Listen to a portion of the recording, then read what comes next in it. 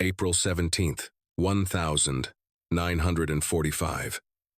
The snow along the Bavarian hills had finally melted into mud, and what was left of the Reich looked less like a nation and more like a ghost drifting through smoke. The fields were dead, the roads bombed, and the only sound in the valleys was the groan of wagons pulled by thin horses and thinner men. The German army was collapsing by the hour, but for most civilians, the war had already ended, just not the hunger.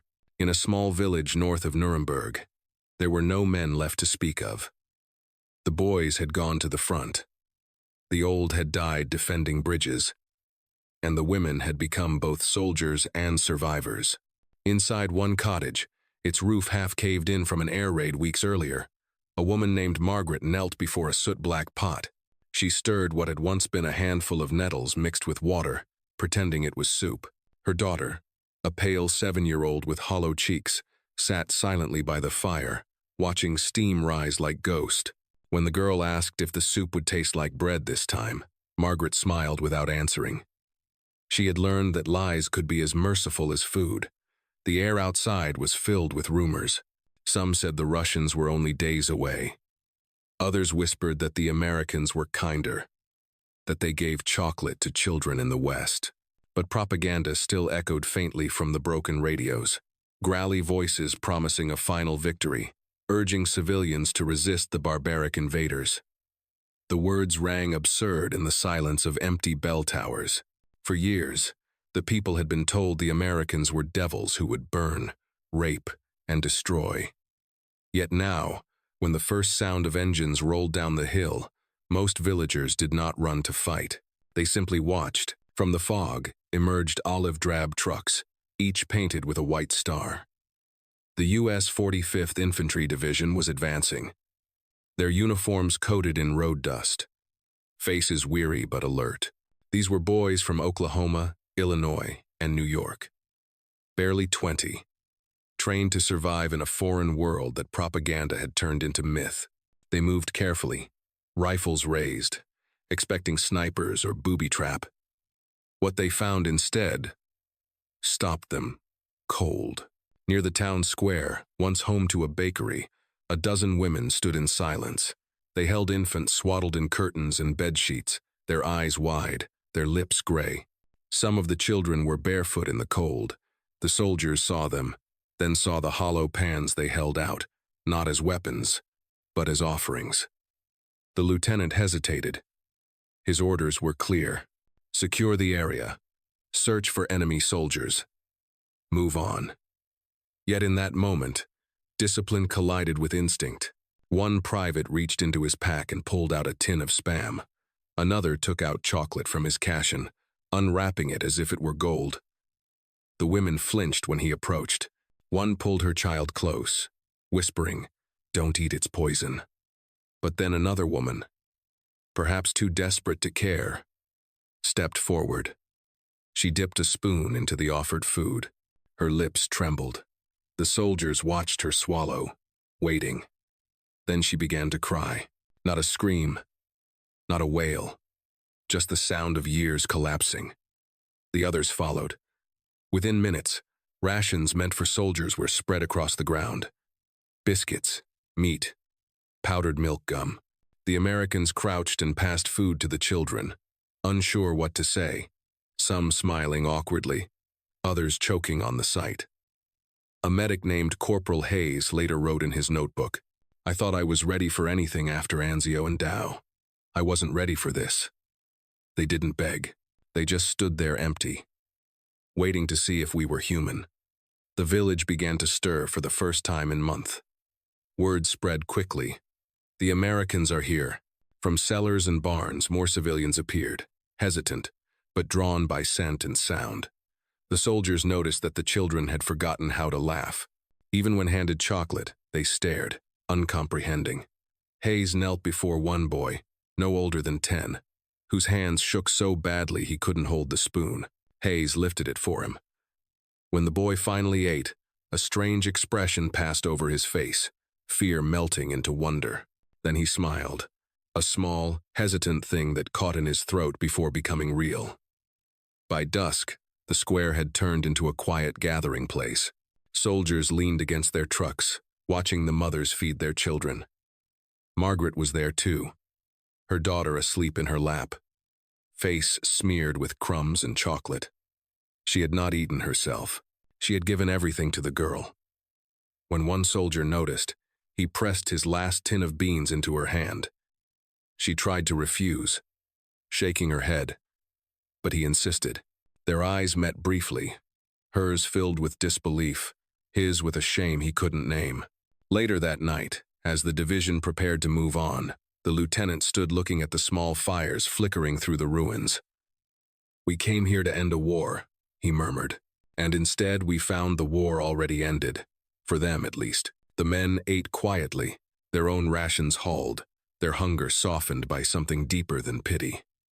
They did not speak much, but they knew something irreversible had happened that day. The enemy had changed shape. No longer faceless, no longer monstrous, just human, starving, fragile. In their exhaustion, the soldiers began to feel a strange tenderness for the very people they'd been told to fear. Before dawn, Hayes packed his gear. He kept one item separate.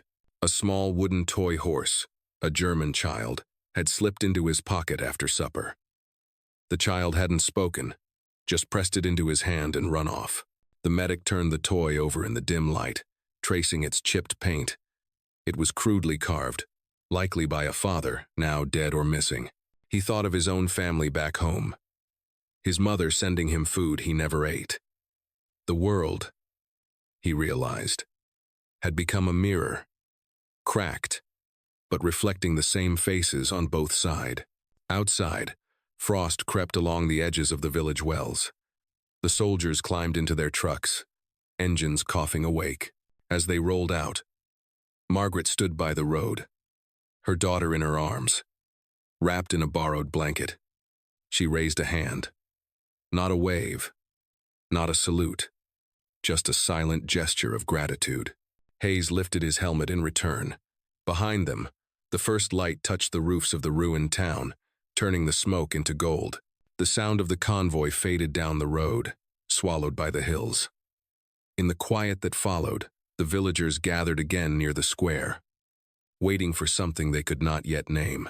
Some stared at the horizon, half expecting the soldiers to return. They didn't know that the story would spread, that across Bavaria, towns just like theirs would soon see the same miracle repeated again and again. For now, there was only one question hanging in the cold air, unspoken, but heavy in every mother's heart. If the enemy could show such mercy, what else about this war had been a lie? The morning after the soldiers left, the village awoke to silence, an unfamiliar kind of silence.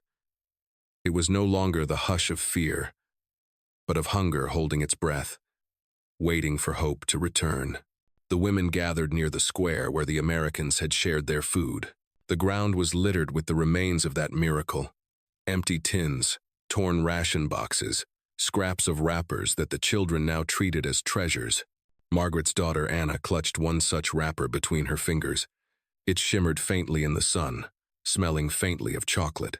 She wouldn't let it go, even as her mother tried to coax her back home. By midday, a column of smoke appeared on the horizon. More trucks. The sound of engines rolled through the valley once again, this time heavier, slower. The villagers froze, torn between dread and desperate anticipation. When the vehicles finally arrived, the white stars on their doors confirmed it. The Americans had returned. But it wasn't the same patrol. These soldiers looked different, more cautious, more organized. They carried boxes marked with stencils. U.S. Army Field Rations, Type C. The new lieutenant, a tall man with a southern accent, dismounted first. He removed his helmet and looked around the shattered village, his face unreadable. A translator accompanied him, a German-American private from Milwaukee named David Klein. When he spoke, the villagers recognized the rhythm of their own language, softened by something gentler. "We've come to bring food," he announced, "but we need order. Everyone will receive something. No one will be left out." The words were simple, but they fell like water on scorched ground. For the first time, people moved without fear. Mothers stepped forward with empty baskets, old men with sacks. The soldiers formed a line and began distributing cans of Spam, powdered milk, and hard biscuits. Margaret waited near the end. Her daughter pressed close to her leg. When their turn came, Klein handed them 2 tins and smiled. "Eat slowly," he said, his German halting. "It's rich." Anna stared at him with wide eyes, her lips trembling as if unsure whether to smile back. Behind the line, a medic, Corporal Hayes again, reassigned to civilian relief duty, watched quietly. He recognized Margaret from the previous day and gave her a small nod. Something in her posture had changed. She stood taller, her eyes clearer, but around her, the scale of suffering was staggering. Dozens of families had walked from nearby villages after hearing rumors that the Americans feed the children. Many had carried their little ones in blankets for miles. Some arrived too late. A few collapsed on the roadside before reaching the square. The soldiers worked until sunset. Hayes and Klein moved among the crowd, checking for the sick. They found a boy no older than 10, barely breathing, his face pale and thin as paper. Hayes knelt, felt the weak pulse, and called for water. The boy's mother explained that he hadn't eaten in 4 days. They had boiled leather straps to trick his stomach. Hayes poured a spoonful of milk mixture into the boy's mouth and whispered, "Easy now, kid. Easy." When the child's eyelids fluttered open, his mother fell to her knees, sobbing into the dirt. From that evening onward, the Americans returned daily. The villagers began to call them the Angels of Bread. They brought not only food, but medicines, bandages, and sometimes laughter. Children who once hid behind fences now chased after jeeps. Waving, the soldiers started recognizing faces. Anna's bright hair, old Mrs. Mendel's cane, the twins who always fought over gum. Hayes began sketching the village in a small notebook, noting names and faces. "So I don't forget," he said when Margaret asked. But beneath the surface, guilt noted at everyone. The villagers couldn't look at their own hands without remembering what they had once believed. They had sent their sons to fight these men. They had cheered when victory seemed near. Now the same enemy held their babies and wiped their tears. The older women murmured that perhaps this was God's punishment or his forgiveness. Margaret didn't know which. One afternoon, while the soldiers unloaded supplies near the church ruins, Anna disappeared. Panic spread quickly. Margaret ran through the rubble, shouting her name, her voice echoing off broken walls. Then she heard laughter, a sound she hadn't heard from her daughter in months. Turning the corner, she saw her standing beside Hayes, both kneeling by a stray dog. The soldier had tied a bit of Spam to a string, coaxing the animal closer. Anna was giggling, eyes alight with life. Margaret froze, overcome by something she couldn't name. Gratitude, perhaps, or grief for how quickly a child could forget fear. That night, Margaret sat by the fire with the same tin Hayes had given her days earlier. She had eaten little herself, saving most for Anna. When her daughter finally fell asleep, Margaret stared into the flame, listening to the distant rumble of trucks moving toward another front. The war wasn't over yet. But here in this small corner of ruin, something like peace had already begun. In the following days, more towns sent delegations begging for aid. The soldiers were overwhelmed. Headquarters issued new orders, relief to be coordinated, not improvised. "We soldiers, not social workers," one officer grumbled. But the men on the ground ignored that line. "Tell command they can court-martial me later," Hayes muttered. "No one starves on my watch." Klein began keeping a diary. In one entry he wrote, "They don't ask for mercy anymore, just milk for the children. And when we give it, they cry like we've returned their sons from the grave." He noticed something else too. How the German women had started smiling when they saw the Americans coming. How children ran without hesitation. The fear was evaporating, replaced by something fragile and luminous. By late April, the square had changed. Where there had once been rubble and ash, children now played with wooden toys and army tin lids, pretending they were drums. Margaret helped organize a small kitchen beside the well, teaching the other women how to stretch rations, how to share. The soldiers watched, amused, sometimes joining in. Hayes tried German words. The villagers laughed at his accent. One day, he brought Anna a bar of soap shaped like a lamb. She held it as though it were made of crystal. Still, shadows lingered. At night, Margaret often dreamed of the air raids. The roar of engines. The fire raining down. In the morning, she would wake to the smell of American coffee drifting from the trucks and feel the sting of contradiction. Could the same nation that bombed her home now save her child? She didn't have an answer. But when she saw Anna running barefoot across the square, clutching her chocolate wrapper like a banner, she decided not to ask anymore. On the last day of April, the lieutenant gathered the villagers. "Tomorrow we move north," he said through Klein. "Another town needs us." The announcement fell heavy, though no one protested. They understood that mercy, like food, could never stay forever. As the soldiers packed their supplies, Anna approached Hayes and held out her precious wrapper. "For you," she whispered in broken English. He smiled, gently, refusing. "Keep it," he said. "Remind you that good things happen after bad dreams." That night, as engines idled and lanterns flickered, the villagers stood by the roadside to watch the convoy depart. No one waved at first. It felt too final. But then Anna lifted her hand, small and trembling. One by one, others followed. Hayes turned once, raised his hand in return, and the trucks rolled into the dark. Long after the sound faded, the people stayed there, listening to the quiet. The square felt empty again, but different, haunted not by fear, but by the echo of kindness. And as dawn began to rise, Margaret whispered to her daughter, "Do you think they'll ever come back?" Anna smiled faintly, eyes still fixed on the horizon.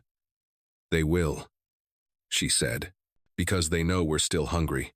By early May, the war in Europe was days from ending, though no one in the ruined towns of Bavaria yet dared to believe it. Rumors traveled faster than orders. Hitler was dead, Berlin surrounded, and the Allies had split Germany in two. But for those still clawing through the rubble, the end of war didn't mean the end of hunger.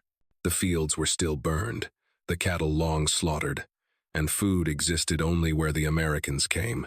What had begun as a few random acts of compassion was now becoming something larger, a quiet rebellion against vengeance. Soldiers who had crossed oceans to destroy an enemy now found themselves trying to feed one. In a farmhouse near the village, Corporal Hayes wrote his report by lantern light. His handwriting trembled with exhaustion. "Our men keep giving away their rations," he wrote. "They're not following orders. But I can't stop them. You can't watch a child starve while you're eating beans." The ink smudged as he closed the book. On the table beside him lay Anna's chocolate wrapper, flattened between two pages like a pressed flower. Outside, dawn broke over the valley. The soldiers had returned once more officially, this time as part of a relief unit. They had trucks loaded with rations, blankets, and Red Cross parcels. Yet the Army's new instructions were clear. Food distribution must follow procedure. No handouts without record. No private exchanges. But in the field, rules bent like twigs. Lieutenant Carver, the officer in charge, tried to keep order. "This isn't charity," he reminded his men. "We're stabilizing occupied territory." His voice carried authority, but beneath it was a weariness that even command couldn't disguise. He had seen too many villages like this one.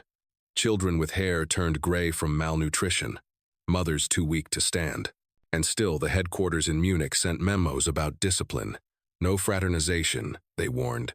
No emotional involvement. Carver folded the memo into his pocket and went outside where a dozen women were already waiting with empty pots. Klein, the translator, greeted them first. He'd grown thinner, too, his uniform hanging loose from long days and skipped meals. "One at a time, Bit," he said softly. He began taking names for the records, though many of the villagers had forgotten how to sign them. Some simply drew crosses. Behind him, The soldiers opened the crate. The smell of food, canned meat, flour, coffee, filled the square like incense. Margaret was among the first in line, her daughter clutching her skirt. She watched the men unload the boxes, her eyes darting from face to face, searching for Hayes. When she finally saw him at the far end stacking tins with quiet focus, she felt something strange stir inside, a blend of gratitude and ache. She wanted to thank him for saving her child, but words felt too small for what gratitude had become. As rations were handed out, the tension between policy and conscience became impossible to ignore. Some soldiers followed orders strictly, weighing every portion. Others slipped extra cans into the baskets when no one was looking. Klein noticed but said nothing. War makes men cruel, he muttered under his breath. But mercy makes them human again. In the evenings, the Americans camped just outside town. They set up makeshift kitchens, cooking the same food they distributed. And every night, small shadows appeared at the edges of the firelight. Children watching silently, drawn by the smell. The soldiers began inviting them closer. They'd share coffee diluted with milk or break biscuits into pieces small enough for tiny hand. One evening, Anna sat beside the fire, her hair catching the orange glow. She spoke little English, but she'd learned one phrase perfectly. More, please. The men laughed every time she said it, though none of them could look her in the eyes for long. Carver wrote to his wife in Georgia that week. I thought I'd hate these people. Turns out I hate what war did to them instead. Our boys don't talk much anymore. They feed strangers and go quiet. He folded the letter carefully and stared at the horizon where artillery flashes still faintly bloomed. The war wasn't over yet, but he knew its spirit had already changed. Days turned into weeks. The Americans began coordinating with Red Cross officials and newly formed local councils. Food trucks came daily. Milk depots were set up for children. Yet alongside this relief came a question none of them could escape. How much compassion was too much? Some commanders feared pity would blur the line between victor and vanquished. We can't rebuild the same people who tried to burn the world, one officer said. They need to remember what they caused. Hayes overheard and said nothing, though the words burned in him all night. When he looked at Anna sleeping under her mother's arm, her ribs still faintly visible beneath the blanket, he knew memory was punishment enough. By mid-May, a new rumor spread through the countryside. The Americans were building feeding stations for children only. Every morning, lines of them formed, hundreds of small faces, some carrying bowls, others just open hands. The soldiers had nicknames for them, the children of the rubble. Some brought flowers as thanks, plucked from the few surviving gardens. Others simply smiled and disappeared after eating, returning the next day as if summoned by faith. A Red Cross photographer visited the village that week. He captured a shot that would later appear in newspapers back home. A young GI crouched beside a girl handing her a can of milk powder. The caption read, "Feeding the enemy." Yet for those who were there, it didn't feel like an act of charity. It felt like redemption. Hayes saw the photo later and wrote on the back, "She wasn't the enemy, just hungry." Margaret had begun volunteering, helping distribute food to neighboring towns. Her strength returned, her cheeks no longer hollow. The Americans trusted her, especially Klein, who relied on her to organize the lines. One afternoon, while unpacking a crate, she found a note tucked inside, a slip of paper scrolled in English and translated into German. This food is sent not in anger, but in hope. May it heal what war broke. No one knew who had written it. The handwriting was young, uncertain, like a soldier's. Margaret folded it carefully into her apron pocket, unsure why it made her want to cry. But even mercy carried shadows. That same night, the villagers heard distant gunfire, rogue SS men refusing to surrender. The Americans went tense. Rifles came out again. Hayes took position at the road, watching the darkness. "Just when you start to think it's over," he whispered. "The war reminds you it never really leaves." The gunfire faded by dawn, leaving only the echo of fear behind. When morning came, The children still lined up as always. Hayes returned to his post at the distribution table. He glanced up once and saw Margaret watching him from across the square. She raised her hand slightly, not in farewell this time, but in quiet understanding. Between them, the space once filled with fear had turned into something else. An unspoken alliance of survivors. Later that evening, as the last rations were handed out, a jeep arrived from headquarters bearing new orders. The relief team was being reassigned north toward Munich. Carver read the notice aloud, his voice low. The men groaned. The villagers fell silent. Hayes looked at Anna playing near the fountain, her laughter echoing through the square. He wanted to tell her they'd be back soon. But in war, promises were the one thing no one could afford. As the sun sank behind the broken church steeple, Hayes slipped the chocolate wrapper into his journal again, now creased and faded from handling. He closed the cover gently. If kindness can survive here, he said quietly to Klein, maybe everything else can too. Klein didn't answer. He only nodded toward the road, where the convoy would leave at dawn. The same road that led to the next town, the next hungry faces, the next chance to prove that mercy could still outlast hate. The convoy left at dawn under a pale sky, the trucks rolling through mist that hung low over the valley, their tires pressed into the mud that had once been snow, carving trails that glistened like veins in the waking light. Margaret stood beside the church ruins with Anna in her arms, watching the soldiers fade into distance. No gunfire followed them this time, only the echo of engines and the soft rustle of a country relearning silence. For a long time after they vanished, no one moved. Then the women turned back toward their empty homes, each carrying the same quiet realization. The men who had fed them were gone, but the feeling they left behind had changed something that hunger could never touch. In the days that followed, the Americans did not return. Rations dwindled. The Red Cross sent word that formal relief would come soon, but bureaucracy moved slower than hunger. Still, Margaret refused to despair. She began organizing the mothers, using leftover tins to collect rainwater and trading sewing work for bits of flour. The villagers shared what they had, and when that failed, they shared stories instead about the strangers in green uniforms who had arrived with food instead of rifles. "The enemy fed us," one woman whispered. "Maybe that means we're allowed to live again." Across the valley, the Americans drove north toward Munich. Hayes sat in the back of the lead truck, his journal on his lap. He flipped through its pages, pausing on the photo the Red Cross man had taken, the one of him crouched beside Anna. He traced her outline with a gloved thumb, thinking of her laughter around the fire, her fragile courage. The war had taken so much from him: friends, innocence, the clean certainty of right and wrong. But somehow that child's smile had returned a piece of his soul he didn't know he'd lost. "You ever think about going back?" Klein asked from beside him. Hayes didn't answer at first. He closed the book, staring out at the endless ruins rolling past. "Yeah," he said softly. Every mile. By mid-May, Germany had surrendered. Across Europe, church bells that had been silent for years rang again. In Nuremberg, civilians gathered in the streets, not to celebrate, but simply to listen. Peace felt fragile, like glass still warm from the forge. Soldiers began packing to go home. Carver's men were among them, but their departure came with new orders.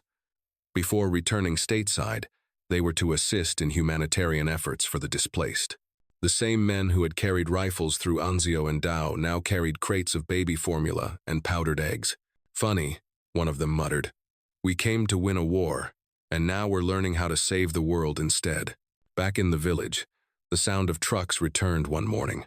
Not military green, but white with the emblem of the Red Cross. This time, the supplies were official, the mission sanctioned. But when the crates were opened, among the standard relief packages lay smaller boxes stamped U.S. Army 45th Infantry. Inside were handwritten notes and familiar tins. Someone, no one could say who, had sent them back. One of the notes folded in half and slipped into a ration box read simply, "For the little girl with the bright hair and the brave mother from the boys who never forgot." Margaret held the note for a long time before showing it to anyone. She didn't need to ask who it was from. That night, as the village feasted on stew made from real meat for the first time in years, she told Anna stories about the soldiers, the kind who fought not with bullets, but with bread. Anna listened wide-eyed, her face glowing in the firelight. "Were they angels?" she asked. Margaret smiled faintly. "No," she said. "Just men who remembered how to be human." Meanwhile, Hayes's unit was stationed near Munich, distributing aid to camps filled with displaced civilians. Each face looked different, but the story was always the same: hunger, loss, and disbelief that anyone could still be kind. He had stopped counting how many bowls of soup he had handed out, but one morning, while sorting mail for the men, a letter caught his eye. It was addressed to the American soldier who gave the chocolate. The handwriting was awkward. The words in careful English: "We are alive. The people are kind again. My mama says you should not feel sad for us. We remember you." There was no signature, only a small drawing of a horse beneath the words. Hayes stared at it for a long time before folding it into his pocket. Weeks passed. The soldiers grew restless, half dreaming of home, yet uncertain what waited there. The war had changed them too deeply to fit easily back into normal life.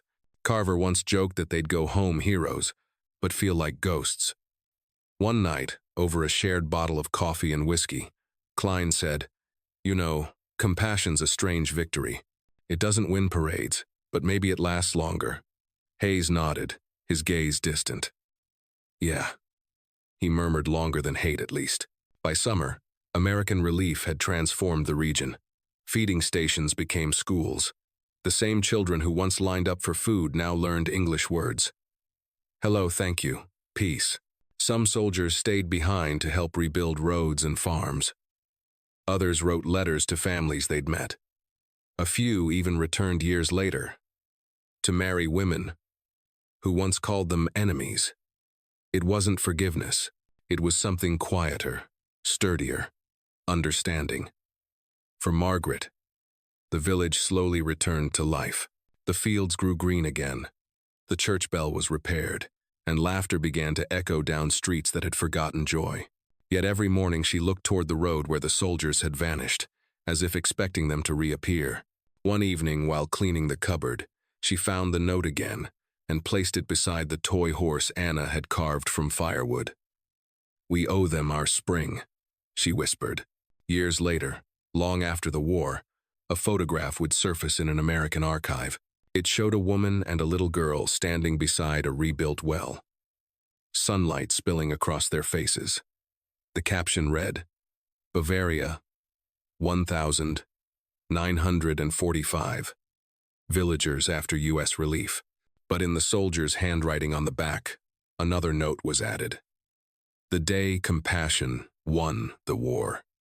No one knew who wrote it, though the ink matched that of an old field medic named Hayes, who never stopped telling people that the war's greatest victory wasn't on a battlefield. It was in a broken village where a starving child learned to smile again. As twilight descended over Bavaria that summer, the hills no longer echoed with fear. Farmers tilled the soil, church bells rang, and children chased one another through fields reborn from ash. The memory of those green trucks lingered like a benediction, proof that even in the ruins of hate, humanity could still take root. Margaret would sometimes tell Anna, "You must remember this. Not the bombs, not the hunger, but the kindness. Because one day someone will need to hear that mercy doesn't end when wars do." Far away on the deck of a transport ship crossing the Atlantic, Hayes watched the fading coast of Europe. In his journal, he wrote one final line beneath the flattened chocolate wrapper: "We left with empty packs but full hearts. If that's not victory, I don't know what is." He closed the book, slipped it into his duffel, and looked toward the horizon glowing with sunrise. Somewhere behind him, the people he once called enemies were learning to live again, and somewhere ahead, a world was learning what victory truly meant.